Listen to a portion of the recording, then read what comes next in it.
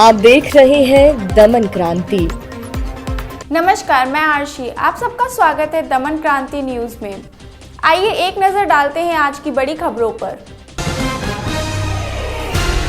दिल्ली के लाखों मकान मालिकों के लिए जरूरी खबर, छात्रों से मांगा किराया तो हो गया एफआईआर। दिल्ली में रहते और मकान मालिक भी हैं तो आपके लिए यह बेहद अहम खबर है। लॉकडाउन के दौरान आपके ने किराया मांगा तो ऐसे मकान मालिकों के खिलाफ एफआईआर दर्ज की जाएगी और विधि सम्मत कार्रवाई भी होगी। दिल्ली डिजास्टर मैनेजमेंट अथॉरिटी की तरफ से दिल्ली के मुख्य सचिव विजय देव ने सभी जिला मजिस्ट्रेट और दिल्ली पुलिस उपभोक्ताओं को आदेश जारी किया है कि यह सुनिश्चित करे कि किराए पर रह रहे मजदूरों और छात्रों को लॉकडाउन के दौरान परेशान न किया जाए। मकान मालिक इस दौरान उनसे किराया न मांगे। इसी के साथ उन्होंने सभी जिलाधिकारियों को जागरूकता अभियान चलाने के लिए भी कहा है ताकि इन इलाकों में जहां मजदूर और छात्रों की संख्या ज्यादा है वहां के मकान मालिक किराए के लिए उन्हें परेशान न कर सके। लॉकडाउन में 72% तक घटा सर्वाधिक प्रदूषित इलाके का प्रदूषण। लॉकडाउन के 30 दिन में दिल्ली के हॉटस्पॉट भी लॉक हो गया है।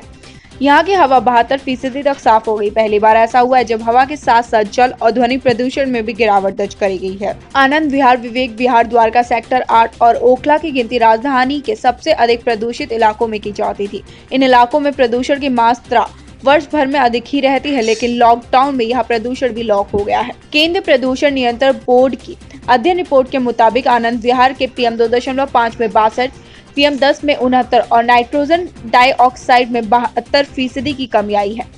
विवेक विहार में नाइट्रोजन डाइऑक्साइड की मात्रा 60% तक कम दर्ज हुई है।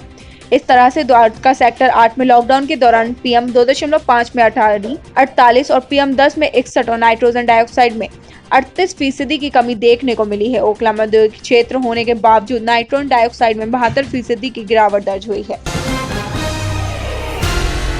सूरज की रोशनी और गर्म मौसम में कोरोना वायरस के जीवित रहने की संभावना कम, अमेरिकी रिसर्च का दावा। सूरज की रोशनी, गर्म और उमस भरे मौसम में कोरोना वायरस के जीवित रहने की संभावना बेहद कम है। यह ठंड और शुष्क मौसम में ही उलट है जहां यह वायरस लंबे समय तक रहता है। अमेरिकी डिपार्टमेंट ऑफ होमलैंड सिक्योरिटी की रिपोर्ट में यह दावा किया गया है। अमेरिका के राष्ट्रपति डोनाल्ड ट्रंप ने इसकी जानकारी दी है। पूरे विश्व में फैली महामारी के बीच ये भारत जैसे देशों के लिए अच्छी खबर है जहां गर्म मौसम रहता है। DSH की रिपोर्ट का हवाला देते हुए राष्ट्रपति ट्रंप ने गुरुवार को कहा कि कोरोना वायरस के गर्म और नम वातावरण में जीवित रहने की संभावना बेहद कम है। यह ठंड और शुष्क मौसम के उलट है जहां यह वायरस लंबे समय तक रहता है। व्हाइट हाउस की प्रेस कॉन्फ्रेंस में ट्रंप ने कहा कि DSH के वैज्ञानिकों ने यह रिपोर्ट जारी की जिसमें यह जानकारी मिलती है कि वायरस विभिन्न तापमानों, जलवायु और सतहों पर कैसे प्रतिक्रिया करता है। दरअसल यूरोपीय देशों के मुकाबले कोरोना वायरस का एशिया देशों में प्रभाव कम देखने को मिल रहा है।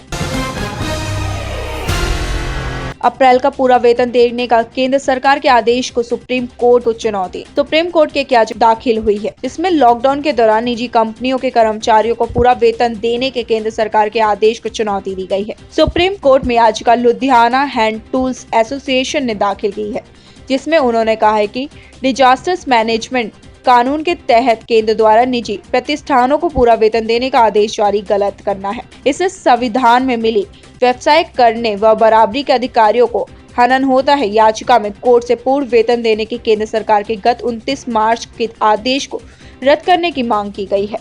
ऐसे ही डेली न्यूज अपडेट के लिए जुड़े रहिए दमन क्रांति के साथ। चैनल को लाइक करना, शेयर करना, सब्सक्राइब करना ना भूलें।